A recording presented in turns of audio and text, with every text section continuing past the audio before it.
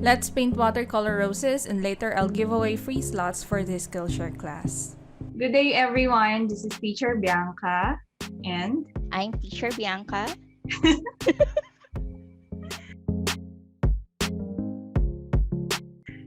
This is our first collab, and we're so excited to have you here.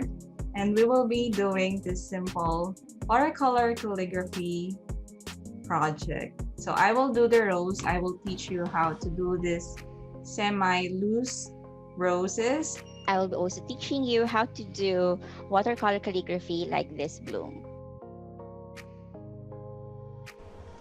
Okay, I'm not an expert when it comes to growing roses, so I will be asking help from Mr. Crocodile, who is an expert on this field. He can even grow roses from his head. So yeah, I will be using my usual materials in planting a rose. That would be my Baohong watercolor paper for my soil.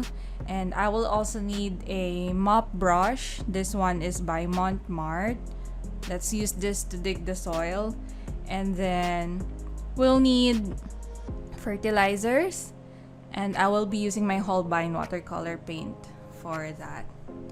If you want, you can also visit the link below where you will see the reference photo of a rose. But I do recommend that you plant a rose from your memory or imagination. We will begin by planting a seed and then boom, you have a rose. That's how simple it is. You can purchase the seed from Mr. Crocodile by visiting the link below as well. I laid down my colors, warm colors, one pink and one yellow, and just go for the overall shape of the rose. And then if you observed earlier, I lifted up some of the pigment for the highlights. And then now I am dropping darker pigments that's the same color, quinacridone rose, for the darker parts. So basically what I did can be summarized in 3 steps. Base colors, lifting for the highlights, and dropping the darker pigments for the shadows. Now, if you want to make your rose more interesting, you'll need some crocodile tears to miraculously grow 2 more buds beside your rose. And I'm using the same fertilizers I used earlier. This is pink and yellow by Holbein. I'm using quinacridone rose and permanent yellow. If you are not familiar with your colors, please do a color swatch first to avoid getting muddy colors. Then you will need some fertilizers. Apart from Holbein, you'll need this rainbow fertilizer from Croco to grow the stems. Specifically, I used Hooker's green and yellow from his fertilizer. And I want to start light with my stems and leaves first. It's easier to start light and then add darker tones later than vice versa. Well, at least for me, that's how I plant roses. Then to grow leaves, you will need to talk to your rose, just like what Crocodile is doing here. He's talking to the rose. I'm not sure what he said, but yeah, you need to talk to your plants for them to grow healthy.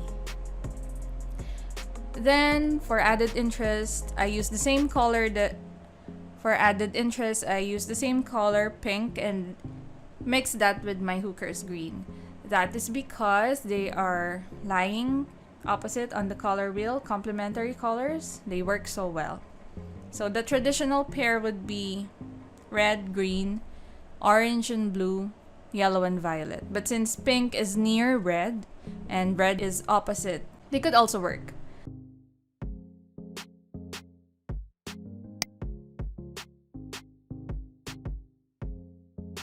If you want a fresher look to your rose, try and planting the leaves and stems in single strokes or 2 strokes. And then add more crocodile tears for the darker tones of your stems and leaves. And you should be good to go. Once again, we're not aiming for a realistic rose. We're just planting a rose that looks like a flower. So don't be too harsh on yourself. Also, if you'll notice, I drew lines beside this one because that's where I plan to write my calligraphy. This is the first time I'm going to upload a video with me doing calligraphy, and we were supposed to show you a video, me and teacher Bianca doing this together, talking to each other and throwing questions at each other, but unfortunately the video recording did not turn out to our liking, so we are doing this separately. So what we did is we recorded separately, and you will need to watch my video and then complete this project by going to her video. Okay? Thank you for your understanding. Okay, where were we? I am adding darker colors here.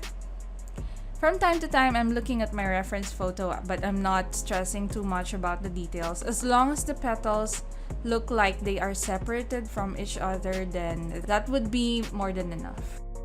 Moving on, I'll add the calligraphy part, but I'm not the expert on this area, so I want you guys to visit the link below and look for the calligraphy part on Teacher Bianca's YouTube channel. So please do support her channels as well. She'll teach you how to do this calligraphy, specifically the word bloom, and how to mix and match your colors when doing calligraphy. This part is really challenging for me. I have to practice again and again and again just to write this word and make it aesthetic. Okay, that's it. Thank you so much, everyone. So that just proves that everything is hard to do the first time. It might be easier for me to do the roses, but I clearly struggled with the calligraphy part. So I hope this encourages you to practice and practice and practice, and soon you will see progress in your work. All you need to do is upload your paintings with these hashtags BiancaXBianca and Bianca's Arts Workshops and get a chance to win a free slot for this Skillshare class. More info below. See you next week, and let's paint peonies.